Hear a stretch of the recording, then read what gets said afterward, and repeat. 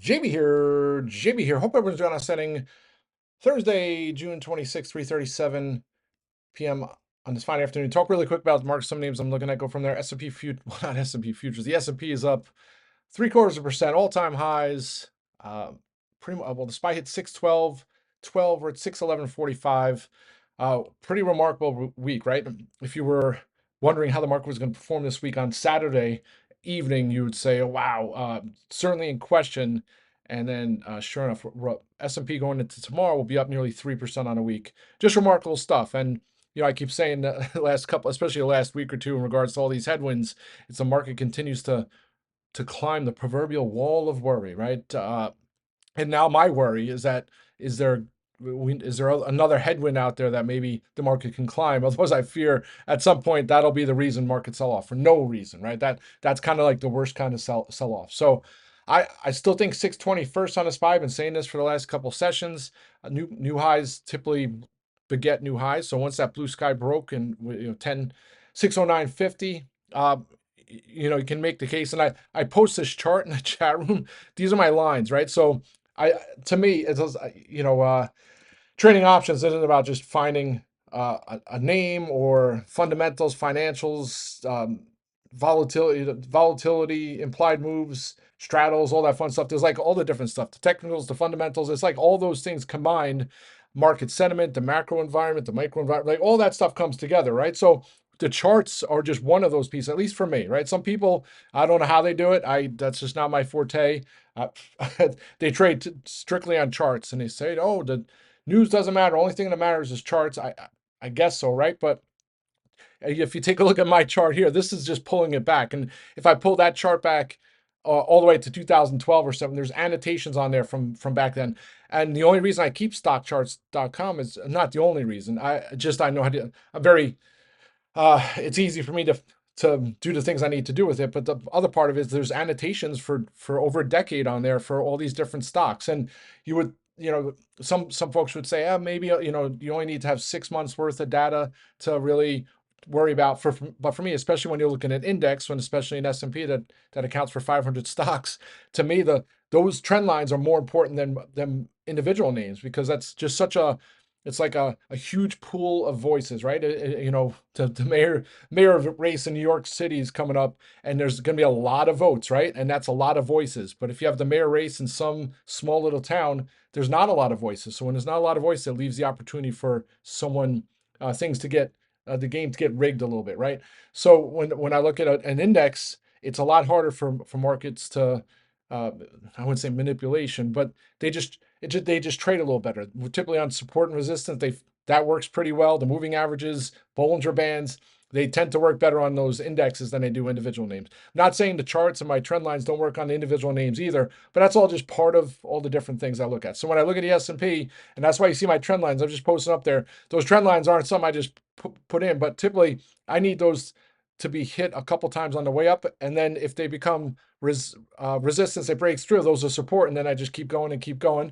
If at some point those fail, maybe I'll erase a trend line or two, but that typically doesn't happen. So that's my spaghetti lines, right? So you just pull in here, and at some point I'll pull another line in. 609.50 possibly could be support resistance. We'll see if we get back there and bounce.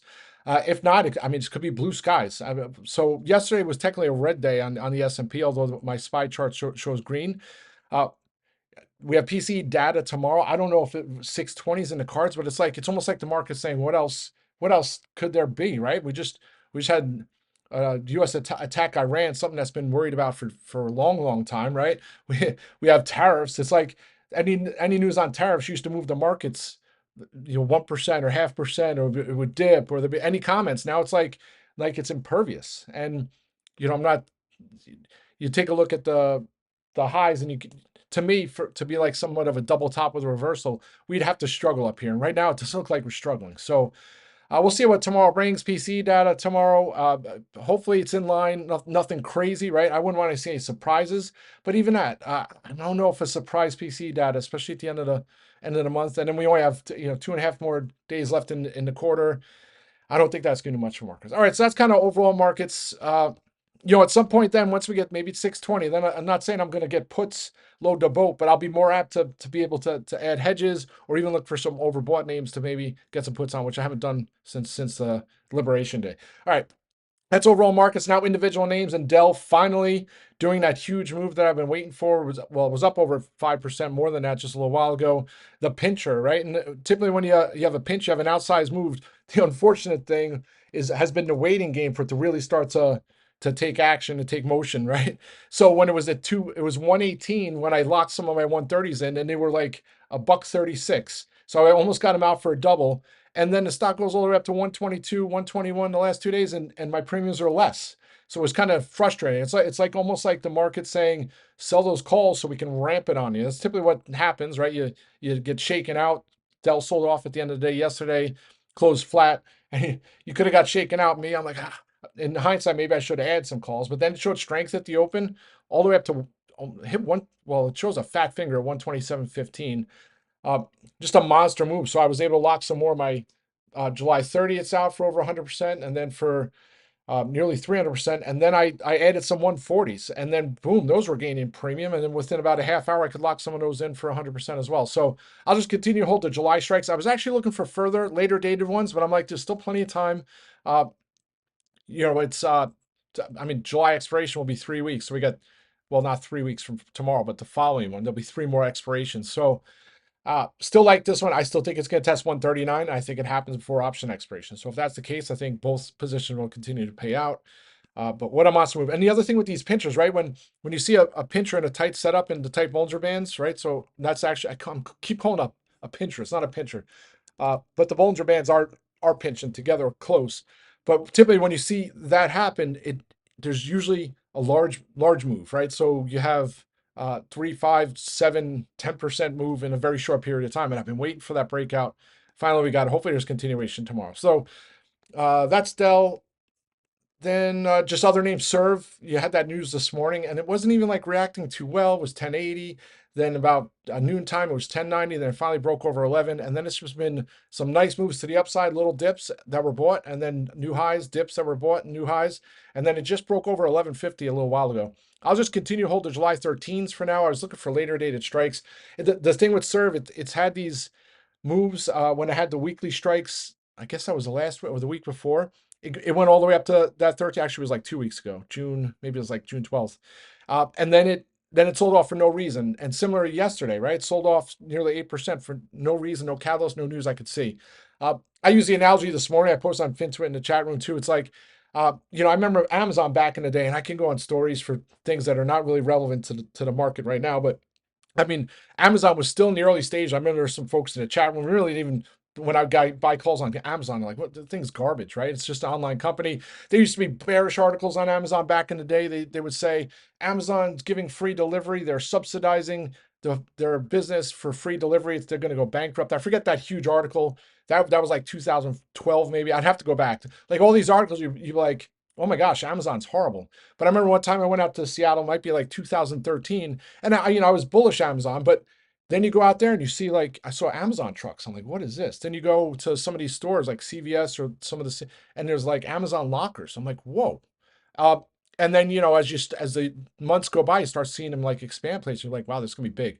And then finally they were able to get AWS and all that. But I'm not a best analogy for SERV, but it's kind of like the same thing where I think now you have the rollout in Atlanta. It kind of just gives exposure to the company. People are like, wait a second, this is happening, and then they look up the company and say, oh wow, it's a publicly traded company.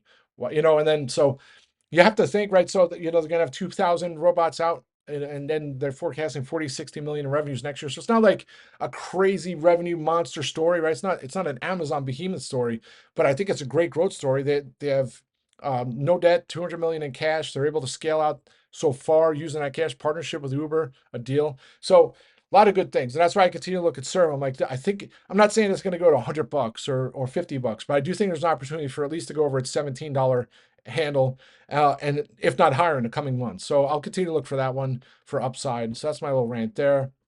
VKTX actually off its highs just a little while ago. My August strikes are solidly green now. I had already locked some of those in. July's are coming back to life.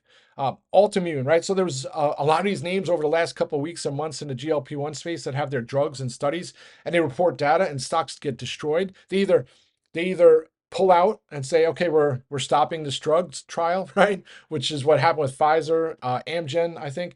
And then now you have data, and Altimmune was the next one everybody's been waiting on, and boom, decent data. I didn't even get a chance to look at all of it, but stock is selling off. And I remember I used to trade Altimmune, and it wasn't like the best in regards to GLP-1 drug. It had a high short interest. It had decent data. So surprising. I mean, you see VKTX up here. I don't know if it's just because another one of those possible competitors are falling to the wayside. I don't know, but I'll take it. I'll continue to hold the August and July strikes. Hopefully those Julys get back to the point where I can lock some in to cover costs. Roku all the way over 85, then 86 and change. Almost hit 87 at 3 o'clock. My 95s are solid green. I'm almost close to a double there. I'll look to close some of those out when I get a chance and ride the rest. Still have the hundreds too.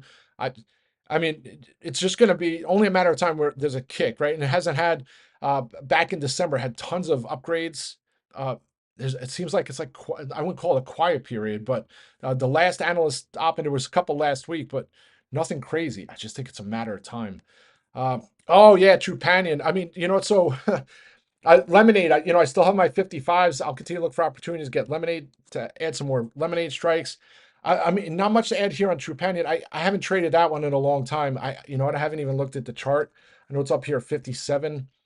Pretty much, it was 57 bucks back in September of last year. Took a tank back at the start of this year, and then has bounced. Some of it, I don't know if it was earning. I actually haven't looked at it in a while. Sometimes that name is frustrating for me to trade because I love the Trupanion story. I just the shorts, the volatility, sometimes they're liquid. It's tough for me to trade. So at some point, maybe I'll revisit that one. But to me, I'd rather, if I'm going to take some money on something in the insurance space, I'd rather do some spec calls on Lemonade than Trupanion right now. Not that I don't like it. I'm trying to think of some of the other names I'm watching. Oh, AVAV, all the way up to 270 today. Holy smokes. I mean, what are you going to do? I think the 230 strikes at the start of the week, they might have been like a buck 30 when the stock was like 180, 190. I forget what it was. And I'm looking, I'm like, wow, that's expensive. And then of course I didn't realize there was earnings on Wednesday. So actually Tuesday after the close, right? Yeah. That's frustrating there. Trying to think of some of these other things. Visa's holding up pretty well. This whole stable coin situation, it's like, I wouldn't say it came out of nowhere, but it's been out there, right? And it's like all of a sudden, you look at coin, and it's like, oh my gosh, coin, it gets a lot of its circles revenues get pushed into coin, and they're stable. There's like all these different little levers that exist that weren't only not public, become more discussed as the stock goes after it's run a heck of a lot, right? It's just funny how that all works. PayPal's green right now, but I'm surprised PayPal's just can't get going. I still have those 80s. I'll continue to hold those on PayPal. I think that's about Solar Edge. I mean, it's sitting here 20 bucks. I can't even look at it. I still have the 30s that I added. Let's see. I don't even know what I have to go look what I have on those, but it's just could be the tax bill get the green initiatives come back, right? And that could be back into the mid 25s, but it's just too frustrating to even try and trade that just based on what might happen political wise. Just not my cup of tea. Anyway, that's it, folks. Have a great day. 9 minutes to the close. Rock and roll.